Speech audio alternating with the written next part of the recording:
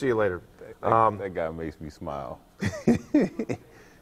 I got to tell you, Pierre, as we kind of recap George's phone call there, a little disappointing. Normally drops about 30 or 40 F-bombs when we talk to him. Yeah, he does. But you know what?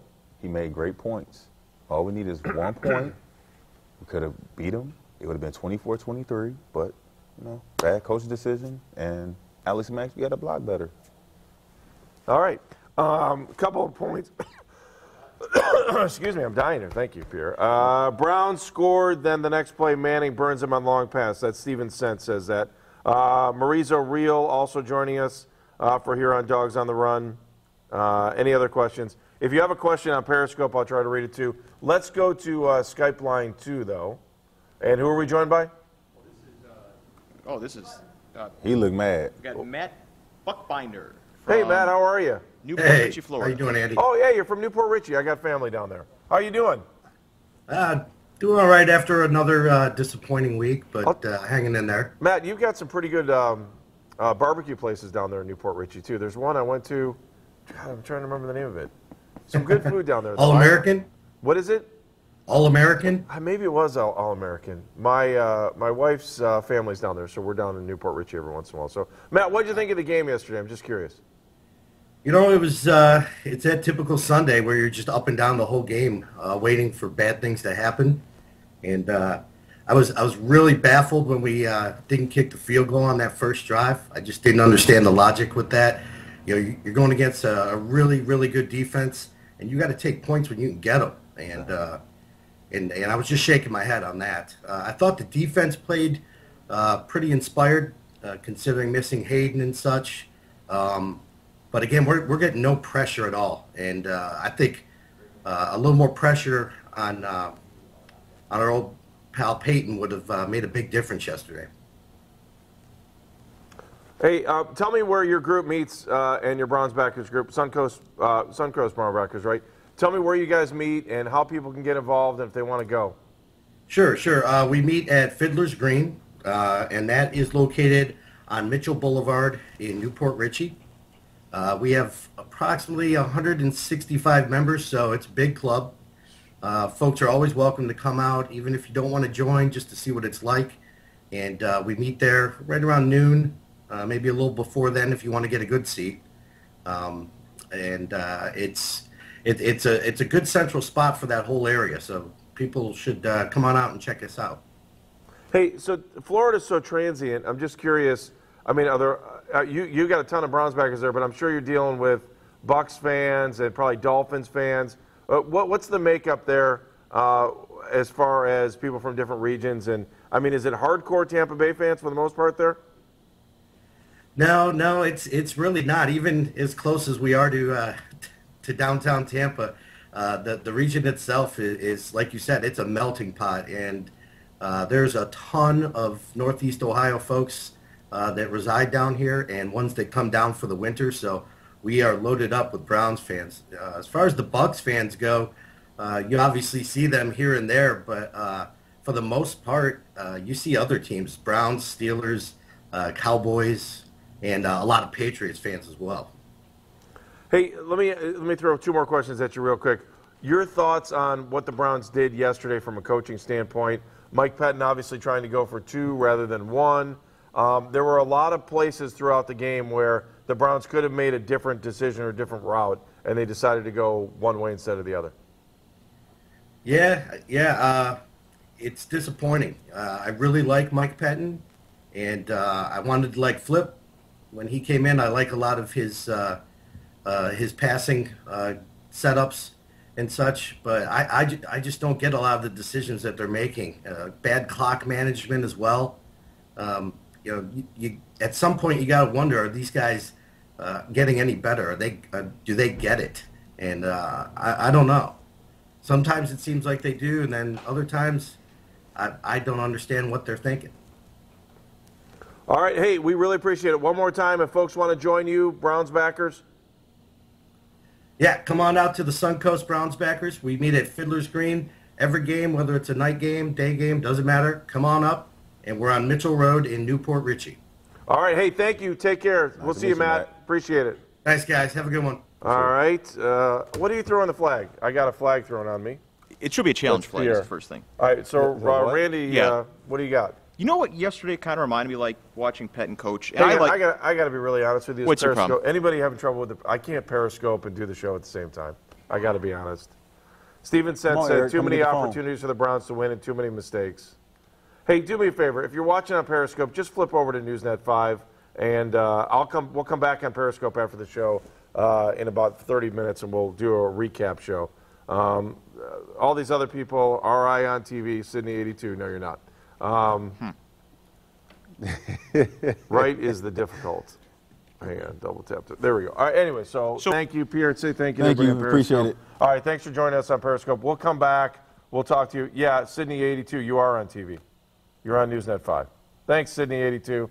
There are no dogs on the Run. That was the thing. A lot of people thought that we were going to talk about dogs. No dogs at all. This is Pierre Woods, used to play for the New England Patriots, by the way. Glenville High School, New England Patriots, University of Michigan, signing off. Peace. All right, he's done. So he's done with that. Thank you. We appreciate it. Thanks for all the hearts, too. We'll talk to you later on Periscope. Man, I'm just like socially.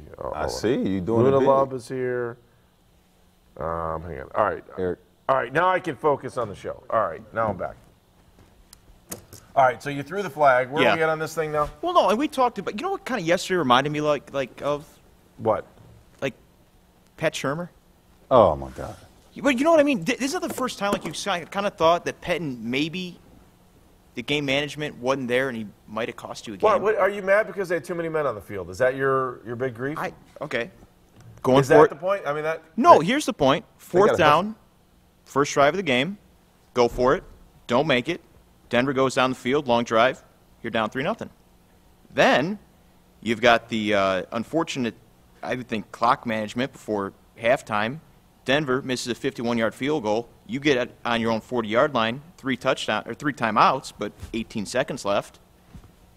You've got the 2-point conversion. I don't think the 2-point conversion was that big a deal. Randy, if they win yesterday, are you bitching about all this stuff today? That's my question for you. Of course not, but they lost. So I'm not getting in this debate of the 2-point conversion thing. I don't think is that big of a deal. I mean, I think the chart says go for 2. I get it. No, I think that's a huge deal.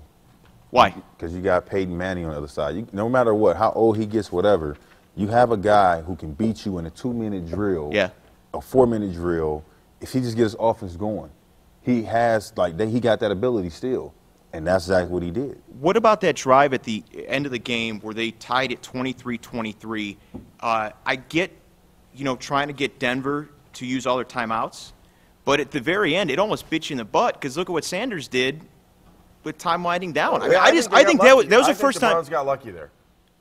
I think it's the first time that I'm kind of questioning Mike Pettin's game management. That's the first game I've really sat there and said, hey, look, I don't know.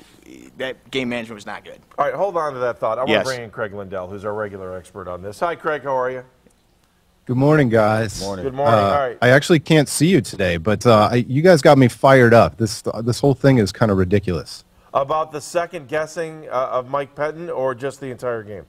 The second guessing. I get that some people don't like going for 2. But at the same time, it's kind of a 50-50 proposition. Either you need to have a philosophy, you need to stick to it, and your team needs to buy into it. In this case, Mike Pettin decides to go for 2, and you just need to live with it. It's not wrong, it's not right. It forever changes everything after. I hear all these people trying to say, well, if they just kicked it, they wouldn't have gone to overtime. That's not how the game works. The Broncos would have done a whole bunch of different things if the Browns just kicked that extra point. This whole idea that Mike Pettin somehow screwed up the game or that the Browns somehow played badly because they lost. Like, nobody's happy that they lost. I'm miserable that they lost. The Browns in the locker room are miserable that they lost. But let's not pretend like they played a bad game. If they move the ball 15 yards after Barkevius Mingo's interception, I don't think we're bringing any of this up today. I totally agree with you. That's exactly what I said to him before the show. I said this to Randy. Randy and I were going back and forth on the phone before we started the show. I'm like, you know what? If they kick a field goal, no one's complaining. And they're saying that Mike Pettin's a genius because he went for 2. And if they would have got the 2, then they were. I mean, the game is so fragile. My point so far this morning is they're there. They just can't finish. You gotta clean this thing up, Craig. Well, and I respect Pierre's opinion about going for two, but I don't think that's what cost them the game. I think the Browns actually played pretty well. Not well enough to win. I thought Josh McCown, if he'd played just a little bit better yesterday, the Browns probably win that game. But overall, I mean, the defense, it was probably the best defensive performance of the year. Maybe not compared to Tennessee. But I thought overall, can the Browns play a good game and still lose? I mean, we don't have to be happy about it, but I think it's possible. Do we trust in our defense enough to say, okay, we're going to go for two. If we don't make it, you guys got to make a play and stop them. We did that. Mango got the interception. He got us on our side. We're driving, but we're not going forward. We're going backwards. So if we get the points, like Belichick is big on just getting points. It doesn't make a difference on what it was or how you do it. You get your points. If you go for two, you don't make it. We didn't make it. So now we're down one or whatever have you. All we needed to do was just get one extra point, kick a field goal, game over, 24-23. But you got Peyton Manning on the sideline. Like, he can drive any team down the field, regardless of anything. They say, oh, they say he's this, that. He's still Peyton Manning. Like, clock management with him is unbelievable. Can I get in this real quick? If I get they had 3 turnovers, the defense did. They still gave up 290 yards and 155 yards on the ground, and that was their best performance of the season? I don't see where this defense, I don't think they played well. I get the turnovers, but if that's your best defensive performance, you're not going to win many games. Peyton Manning looked terrible at times yesterday. He had 2-4. I mean, the bar isn't very high, Randy. Well, that's what I'm saying. You're not going to win many games. If your defense is playing like that, here's where you're not going to win many games. Here's the problem with the defense. You're spending a ton of money on it. You've got a bunch of veterans who, and we were having this conversation last night too, who are getting older. And you've got to figure out what you want. The last thing I want them to do is blow up this defense, especially knowing that Mike Pettin came in here and said, we're going to focus on the defense and then we'll figure everything else out. I never thought, even going into this week, that the offense would be ahead of the defense. I never thought that would happen. But we've been disappointed left and right. Joe Hayden didn't play again yesterday. That's not his fault. He's in the concussion protocol. Right. But, I mean, I don't see the production out of the defense, and I definitely don't see the shutdown, lockdown defensive guys that make teams scared to pass on the Browns. We could have used the $9 million that's on the sideline to get some defense, some young guys on the defensive side. But, you know, you got to talk to Ray Farmer about that. Craig? Well, I guess the point to me is that I listen to Pierre Woods talking about how good Peyton Manning still is, and I agree. You know, he's still Peyton Manning, but at the same time, you know, Mike Pettin bet on his offense. Is it so bad to bet on your offense to get 2 points from the 2-yard line or whatever on a 2-point conversion? No, I agree. I had no look. It was 5 or 6. I watched somebody in the press box yesterday as we were watching the game. There must have been 10 people around me. One person was like, "Oh, what are you doing? Why don't you just kick the extra point?" And I was like, "Look, 5 or 6 really didn't at the time didn't make a difference." And then after the fact, someone's like, "Well, you can't go chasing the points." Well, as a head coach, you got to have confidence in your offense and in your defense, special teams, all 3 components and the phases of the game. Well, he had confidence in the offense to get the points. You got to get Duke Johnson on some angle routes. He'll kill linebackers on angle routes because he's so shifty. We don't have him on angle routes. Like, why don't we have him on angle routes? He like boom, like boom, Ezekiel right Elliott, right? Yeah, like Ezekiel. You know what I'm saying? It's no problem. All right, that was my Ohio State take. I had to get that in. Hey, Craig, we're going to get moving here. Just tell me what's coming up on waiting for next year and what you have going on. Well, today we've got the Browns winners and losers, and you know, I'm sure people will put up a lot of Browns and coaches and things as losers today, and I know the Browns lost the game. Nobody's happy about it, but I'm standing by the fact. I actually think they played a pretty good game. It sucks that they lost in the end, but I mean, what a day by Carlos Dansby and Barkevius Mingo actually contributed, and it sucks. It sucks, but it's not as bad as so many other losses that we've seen over the years. They need to put Barkevius Mingo on the field more often as a defensive back there as a safety, a ball hawker. I mean, I'm telling you, he'll get picks. He'll get picks. He got the knack to get to the ball. And the speed. Though. This All guy right, was Craig, we'll talk to you later. Thank you, Craig.